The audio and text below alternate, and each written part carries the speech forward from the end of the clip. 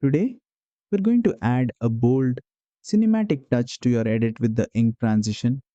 This one gives your video a dramatic ink blot style reveal, perfect for story intros or moody transitions. Let's get started.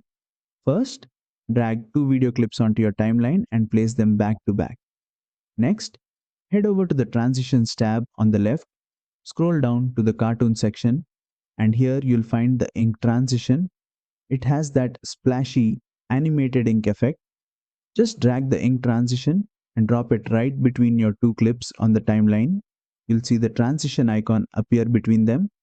To customize how fast or slow the effect plays, click on the transition and on the right hand panel, use the duration slider to adjust it. And that's it. You've added a stylish ink transition to your video in just a few clicks. If you found this tutorial helpful, make sure to like, share, and subscribe for more quick and creative Clipchamp tips.